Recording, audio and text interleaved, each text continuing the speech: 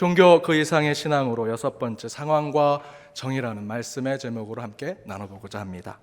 신학교 때 출애굽기 원정 강독이라는 수업을 들었습니다. 원정 강독이라는 수업은 성경의 원어, 구약 성경은 히브리어로 쓰여졌고 신약 성경은 헬라어로 쓰여졌는데 그 원어대로 말씀을 읽고 번역하고 풀이를 하는 수업입니다.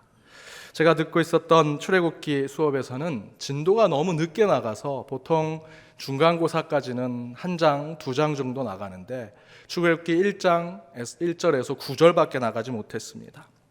그날도 수업을 하고 있는데 교수님께서 그 진도를 빨리 나가지 못하게 하시는 겁니다.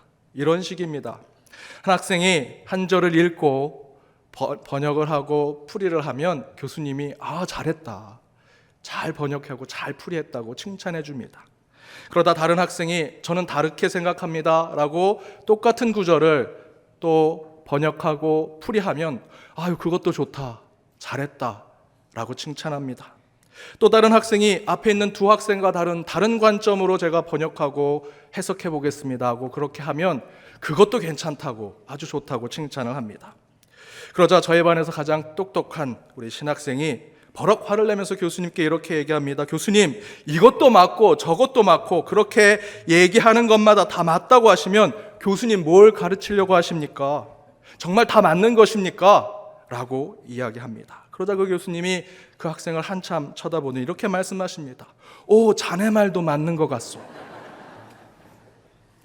우리는 일상에서 이런 경험들이 있지요. 명절에 할아버지 할머니 집에 가면 형제가 싸웁니다. 동생이 싸우다가 형한테 밀리니까 할아버지한테 가서 할아버지, 형이 이렇대, 난 이렇게 하고 싶은데, 그래 그럼 너가 하고 싶은 대로 해, 네가 맞는 것 같아. 그러면 그것을 보고 형이 다시 할아버지한테 와서 아니야, 동생이 이렇게 잘못한 거야, 내가 맞는 거야. 그럼 할아버지가 그래, 너도 맞다 라고 얘기하십니다. 그러면 두 형제가 이구동성으로 할아버지 뭐예요? 나도 맞고 형도 맞고. 그러면 그게 뭐가 돼요? 그러면 할아버지가 이렇게 얘기하십니다. 너희 둘 다 맞아, 괜찮아, 그러니 싸우지 마라. 두 형제는 할아버지에게 둘 중에 누가 맞느냐라는 것을 얘기 듣고 싶었는데 뜻하지 않은 답을 듣게 되지요. 둘 다 맞다라는 것입니다. 그게 답이 아닌 것을 알면서도 할아버지의 말을 들으면 싸우던 두 형제는 서로 화해를 하게 됩니다. 이런 일들이 우리 일상 가운데서는 일어날 수 있습니다. 그런 상황들이 그렇게 무겁거나 진지하지 않습니다. 이런 상황에는 굳이 우리의 신앙과 믿음의 잣대가 필요하지는 않습니다. 그런데 우리 인간이 살아가는 모든 상황을 보면 이것도 좋고 저것도 좋은 그런 상황들만 오는 것은 아닙니다. 여러분이 한 주 살아가는 여러분의 삶을 돌아보신다면 그 상황들 속에서 우리는 많은 고민을 했을 것입니다. 간단하고 명료하지 않았습니다. 단순하지 않았습니다. 매우 복잡하고 답답할 때가 있으셨을 것입니다. 쉽지 않은 결정 가운데 힘든 상황들을 겪으셨을 것입니다. 실제로 상황, 컨텍스트는 그런 의미를 가지고 있습니다. 컨테스트라고 하는 그 영어를 보면 컨이라고 하는 어두의 이 표현은 함께하다, 투게더라는 의미를 가지고 있습니다.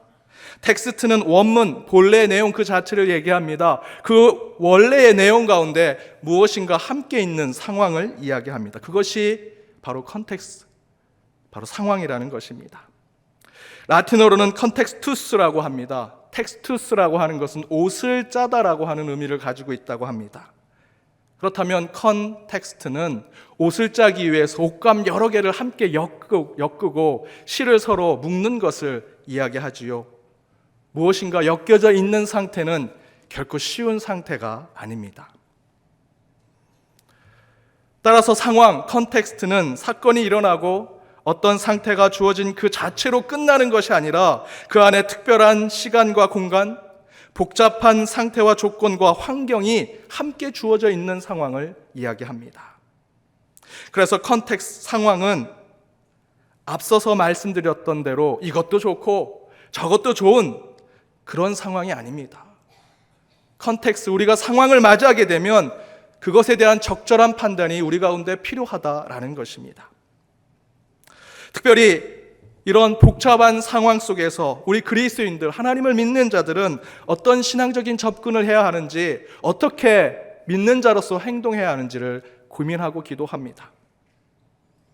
이에 대해서 하버드 대학에서 강의를 한 마이클 샌델 박사는 다음과 같은 결코 가볍지 않은 상황을 우리에게 던져줍니다.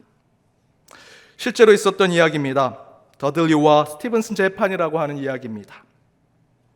한 배가 재난을 당해서 4명의 승무원이 구명보트를 타고 탈출을 했습니다. 그 가운데 3명은 어른 성인인 선원이었습니다. 그 중에 한 명은 미성년 어린 소년인 리차드 파커라는 어린아이가 탈출을 했습니다. 그런데 바로 구조가 되지 않았습니다. 그들이 가지고 있는 식량은 순무 통조림 2개밖에 없었습니다. 물도 없었습니다. 4일 동안 그 통조림 다 먹고 그들은 다시 굶게 되었습니다. 이틀이 지난 후 배가 고파 바다에서 떠다니는 거북이를 잡아 먹기도 했습니다. 8일 동안 먹지도 마시지도 못합니다. 그런데 그 어린 소년 선원인 리차드 파커가 그 어른들의 말을 듣지 아니하고 바닷물을 마셔서 병들어 죽게 됩니다. 표류하던 19일째 되는 날, 더들리난 선원은 제비 뽑기를 하자고 합니다. 4명이 이대로 살아갈 수 없으니 그 중에 한 명을 죽여서 그를 식량으로 삼자는 것입니다. 그의 의도는 병들어 죽어가는 파커를 죄의식 없이 죽게 하기 위해서 그렇게 제비뽑기를 하자는 것이었습니다. 한 선원의 반대로 무산되었지만 더들리는 하늘에 기도를 드리고 칼로 파커를 찔러 죽여서 그를 잡아먹습니다. 제비뽑기를 거부했던 선원도 끝내 함께 그것을 먹었습니다. 그리고 4일이 지나 구조대를 만나 그 3사람은 구조를 받게 되었습니다. 이 사건은 실화입니다. 실제로 있었던 사건이었습니다. 여러분은 이 사건을 어떻게 생각하십니까? 만약 여러분이 그 선원 중에 한 명이라면 어떤 판단을 하시겠습니까? 이런 컨텍스트, 이런 상황이 저와 여러분에게 주어진다면 어떻게 판단하고 행동하시겠습니까? 특별히 그리스도인으로서, 하나님을 믿는 자로서 여러분 어떻게 처신하시겠습니까? 쉽게 답할 수 있는 문제는 아닙니다. 물론 마이클 샌델 교수는 이런 예화를 통해 다양한 정치 철학에 대한 이론을 설명하고 강의하고자 하는 뜻을 가지고 있었습니다. 이에 대해 더 관심이 있으신 분들은 그분의 책과 강의를 들으시면 됩니다. 교회가 세상 학문에 대해서 멀리해야 한다는 사람들도 있습니다. 저는 그렇게 생각하지 않습니다. 세상의 철학, 학문, 그들이 이야기하는 것, 그들의 사상을 많이 들어야만 우리의 신앙, 우리의 믿음을 그들과 함께 토론하고 대화하고 전할 수 있는 것입니다. 어찌되었던 이런 상황 속에 우리 그리스도인들은 어떻게 처신을 해야 하는가, 어떻게 행동해야 하는가? 우리 그리스도인들은 예수님이라면 이런 상황과 문제 앞에 어떻게 하실까 생각해 볼 수 있습니다. 저도 이 마이클 샌델의 이야기를 듣고 예수님이 그 구명보트 조난당한 선원 중에 한 명으로 있으셨다면 어떻게 하셨을까 하는 묵상을 해보았습니다. 그리고 예수님께서 이 땅에서 직접 말씀하신 그 성경의 말씀들을 찾아서 이 예화와 서로 빗대어 보았습니다. 그 가운데 바로 오늘 본문의 말씀이 떠올랐습니다. 마태복음 18장 3절입니다. 함께 읽겠습니다. 이르시되 진실로 너희에게 이르노니 너희가 돌이켜 그 어린 아이들과 같이 되지 아니하면 결단코 천국에 들어가지 못하리라. 어린 아이와 같이 될 때 천국에 갈 수 있다라고 증거합니다. 어린 아이가 무엇입니까? 어린 아이처럼 된다는 것이 무엇입니까? 오늘 본문 다음 구절에 그것을 설명해 줍니다. 함께 읽겠습니다. 그러므로 누구든지 이 어린아이와 같이 자기를 낮추는 사람이 천국에서 큰 자니라. 낮은 자가 되는 것. 여기서 낮은 자는 겸손한 자, 내가 높은 지위를 가지고 있으니 밑으로 내려오는 것, 그것만을 이야기하는 것이 아닙니다. 조금 깊이 있게 생각해 본다면 여기서 어린아이처럼 낮아진다라는 의미는 어른처럼 모든 것을 다 할 수 있는 사람이 아닌 자, 때론 병도 잘 걸리고 미숙하고 너무나 연약한 자, 어쩌면 앞에 이야기 이 마이클 샌들의 예화처럼 구명보트에서 실수로 바닷물을 마시고 병에 걸려서 어른들의 눈에는 희생의 대상이 되는 존재, 왕따의 대상이 되는 존재, 소외받고 버림받는 존재가 되는 자, 바로 그 자들이 낮은 자입니다. 단순한 겸손, 낮아지는 것을 이야기하는 것뿐만 아니라 진짜로 아무것도 없는 자, 아무것도 할 수 없는 자, 너무나 연약한 자, 그 자를 어린 아이라고 지칭하는 것입니다. 그런데 성경은 그 자가 천국에 들어간다라고 이야기합니다. 교회에서 예산을 짭니다. 선교를 위해서 해 곳곳에 수천, 수백만 원의 예산을 세우는 것에 대해서는 아까워하지 않습니다. 그런데 정작 교회 학교에 어린 아이들을 위해서 사용하자는 재정 계획을 세울 때는 자주 보류가 됩니다. 그 이유가 그 애들 1, 2년 후면 다 성인이 된다는 것입니다. 이제 클 텐데. 어느 교회 가보았습니다. 원로 장로님실이 교회에서 제일 좋은 곳에 있었습니다. 우리 교회는 원로 장로님실이 없습니다. 우리 교회 얘기가 아닙니다. 그런데 그 교회는 원로 장로님실이 가장 좋은 곳에 있었습니다.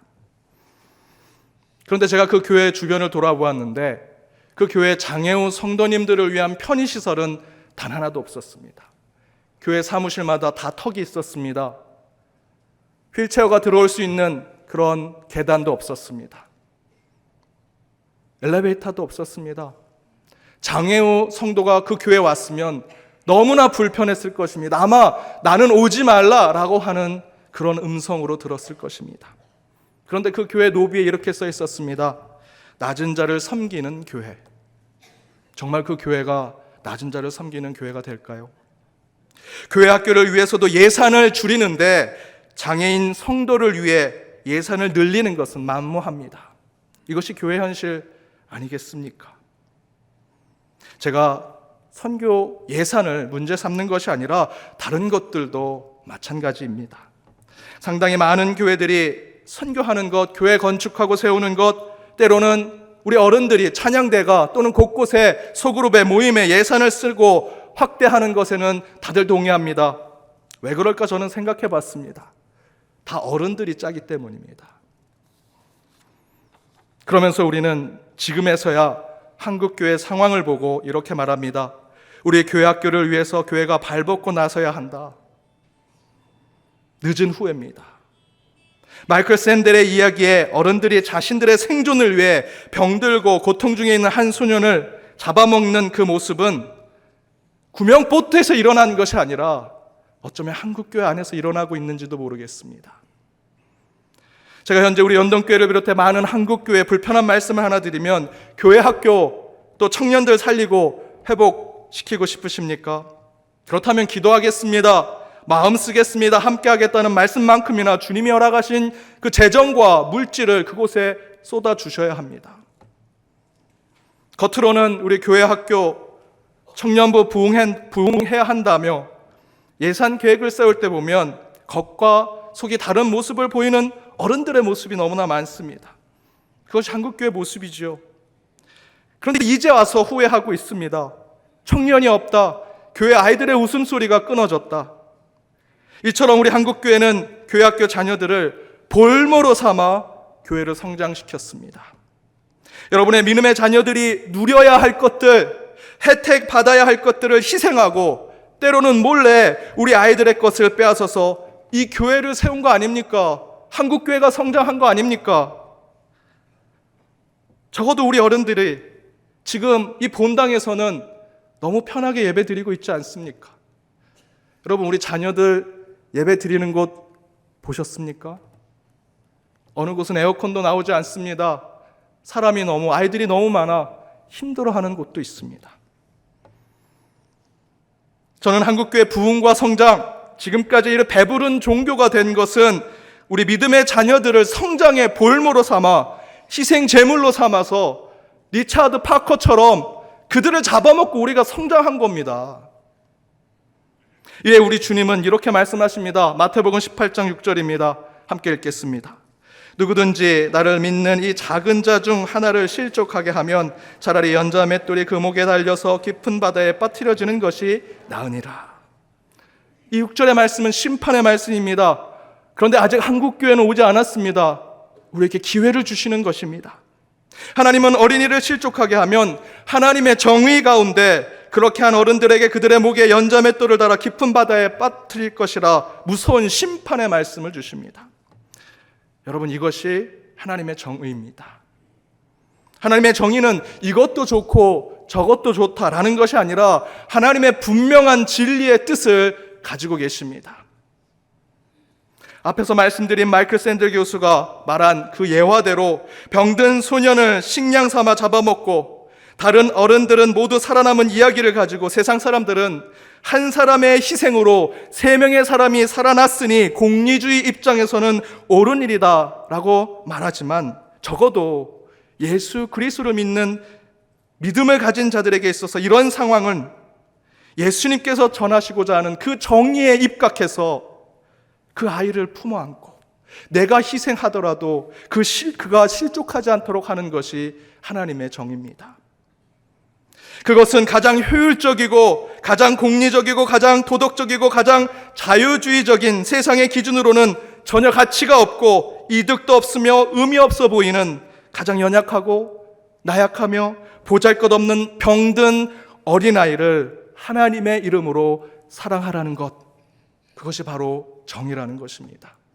사랑과 정의는 서로 양극에 있는 것처럼 보이지만 그렇지 않습니다. 우리의 신앙과 믿음에서는 사랑하면 하나님의 의를 볼 수 있습니다. 하나님의 의의 자리에 앉아 있으면 우리는 진정한 사랑을 할 수 있는 것입니다.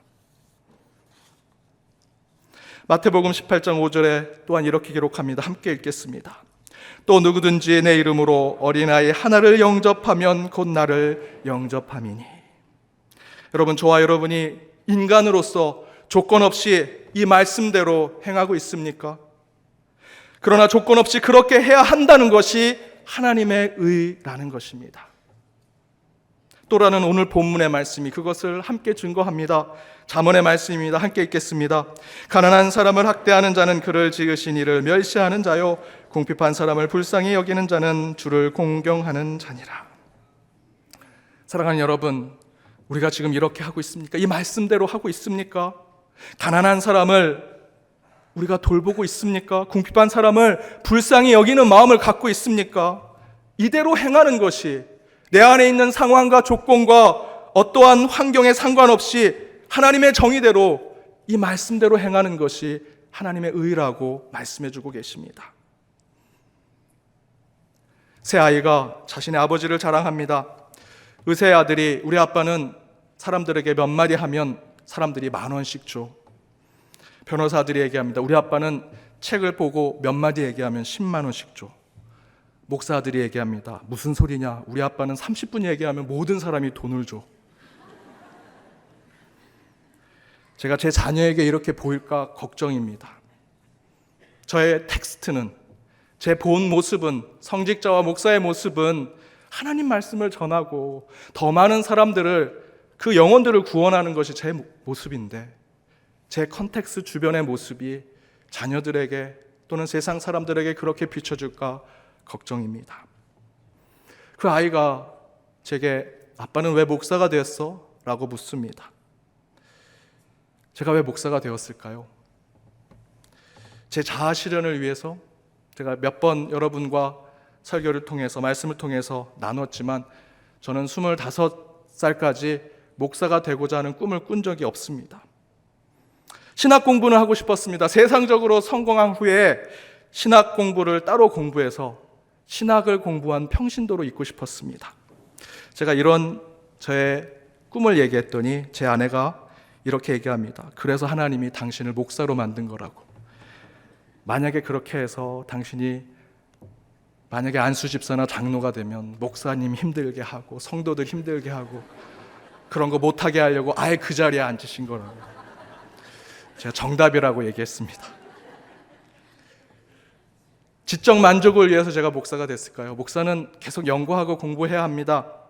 그런데 제가 아무리 공부해서 세상에 토론하는 그룹에 가면 저를 껴주지 않습니다. 목사라고. 목사는 토론할 수 없습니다. 그럼 제가 왜 목사가 됐을까? 제가 목사가 된 이유는 교회에서만 할 수 있는 일을 하고 싶었습니다. 나중된 자가 먼저 되고 먼저 된 자가 나중되는 그 주님의 진리가 확인되는 곳이 교회이길 바랬습니다. 어린아이들을 영접할 때 천국을 얻을 수 있다는 이 말씀을 증거할 수 있는 곳이 교회가 되기 위해 저는 목사가 됐습니다. 궁핍한 자를 불쌍히 여기는 것이 정의라고 세상에 보여주기 위해서 저는 목사가 됐습니다. 가난한 자, 궁핍한 자, 소외받고 버림받은 자가 그들을 향해 하나님의 마음으로 그들을 품어 안는 것이 교회요, 하나님의 뜻이라는 것을 세상에 보여주고 싶었습니다. 교회도 목사도 세상과 하는 것을 똑같은 일을 한다면 저는 목사가 되지 않았을 것이고 교회는 지금까지 이어져 오지 못했을 것입니다. 적어도 이 교회는 하나님의 의가 살아 있어야 합니다. 저와 여러분의 심령에는 그 하나님의 정의가 사랑처럼 나타나야 한다는 것입니다. 사랑하는 우리 연동교회 믿음의 동지 여러분, 수많은 세상의 상황이 우리 앞에 닥쳐옵니다. 그러나 우리는 반드시 하나님의 의를 실천하는 자, 하늘의 정의를 세상에 행동하는 자들이 되어야 할 것입니다. 세상은 복잡한 컨텍스트, 복잡한 상황 속에서 자신들의 이득, 이익, 혜택, 그들의 만족만을 얻고자 살아갈 때, 그래서 세상이 그 아이를 방치하고 죽게 만들어서 그를 식량 삼아 먹는 세상의 기준으로 자신의 물질과 자신의 소유를 더욱더 채워가는 것이 세상이라고 할 때, 적어도 우리 믿는 자들은 하나님의 의를 실천하는 교회는 그것은 의로운 것이 아니라 외칠 수 있는 곳이 되어야 한다는 것입니다. 아무것도 하지 못하는 버림받은 병든 아이를 위해서 그를 살려낼 수 있는 곳, 가난한 자를 하나님 공경하듯 그들에게 사랑을 베풀 수 있는 곳, 그것이 하나님의 정의입니다 라고 선포할 수 있는 곳이 바로 교회요, 저와 여러분의 삶이 되어야 한다는 것입니다. 여러분, 그 하나님의 정의가 실현될 때 교회는 교회다워질 것이고 저와 여러분의 삶은 신자다워지리라 믿습니다. 그 믿음으로 한 주 오직 주님의 길을 걸어가시는 저와 여러분이 되기를 주님의 이름으로 축복합니다. 함께 기도하겠습니다. 공의의 하나님, 말씀 가운데 오신 주님을 만나고자 이 시간 주님 앞에 기도로 나아갑니다. 오늘 주신 말씀을 붙들고 우리에게 주어진 어떠한 환경과 조건, 상황 속에서도 항상 예수님이시라면 어떻게 하셨을까를 고민하고 기도하는 자들이 되게 하여 주옵소서. 우리는 먼저 주님의 나라와 그의 의를 구하는 자가 되기를 원합니다. 내가 왜 이렇게 살고 있는가 기도할 때에 세상의 기준이 아니라 하나님의 의와 하나님의 사랑이 기준이 되게 하시고 그것으로 반드시 교회다움과 성도다움을 회복하는 저희 모두가 되게 하여 주옵소서. 하나님의 나라와 그의 의가 우리의 삶 가운데 임하게 하여 주옵소서. 이 모든 간구 예수님의 이름으로 기도드립니다. 아멘.